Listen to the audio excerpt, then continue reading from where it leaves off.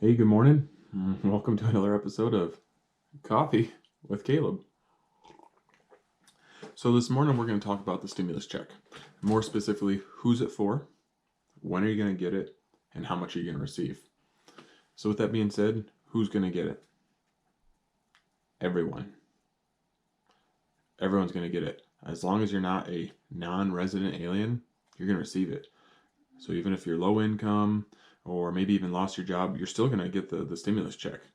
And that actually came from Chuck Grassley, and he is the Senate president pro tempore, which makes him third in line for the presidency. He's also the Senate Finance Committee chairman, so he knows what he's talking about. When it's coming, as rapidly as possible. So with that being said, it could be up till December 31st, 2020. A lot of people are pushing for the next couple weeks though, so hopefully that's what we get. And then as far as how much, that's what we're going to come to this for and give you a little more specific answer. So to do that, we need to look at your income taxes from either this year if you already filed them or 2018 if you haven't yet. So disclaimer, I'm not a CPA, but you're going to want to look at line 7 of your 1040, and that's where you're going to see your adjusted gross income. That's the number we need to work with. So if you're an individual, you're eligible to receive up to $1,200 for the stimulus check, as long as your income is less than $75,000. If it's greater than that, that's okay. It's just going to be reduced by 5% for anything over that $75,000. In other words, for every $1,000 you make, it's $50 less you'd be receiving in your stimulus check. So your cap, or the point at which you wouldn't receive a check, is $99,000 for an individual. If you're filing jointly, so typically married people, your income, or excuse me, your stimulus check is going to be $2,400, as long as your income for the year was less than $150,000, and that's again adjusted gross income. And the cap for you where you wouldn't receive a stimulus check is about $198,000. Again, the same 5% rule. But you also have the ability to get $500 for each child. So let's say you're married, made less than $150,000, and you have 2 kids, you'd get the $2,400 plus $1,000 for the 2 kids. So that's a $3,400 stimulus check. Then we have head of household. So that's typically someone who is like a single parent.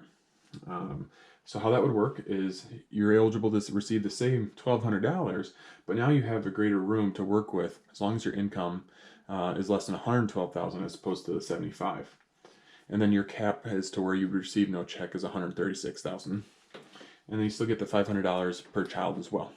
So say you got 1 kid, you'd get $1,200 plus the $500, $1,700 stimulus check. So pretty good deal.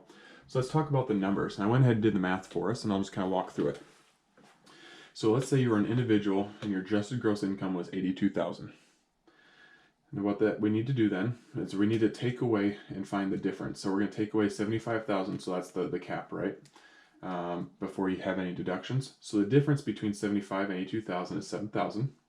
We're going to multiply that by 5%, and that's where we're going to come up with how much we're going to reduce the stimulus check by. So in this case, it's $350. So we have original stimulus check, which should have been $1,200. Reduce it by the $350, and you're going to receive an $850 stimulus check, which is pretty good deal. I mean, considering we weren't supposed to get anything at all, but you were over by $7,000. You're still getting a pretty nice check. So the same math is going to apply in these cases as well, but just keep in mind you get to add $500 for each child. So I hope you found that useful and helpful. Keep sharing ideas of what you want videos on. I'd love to make it for you, and I'll talk to you soon. Bye.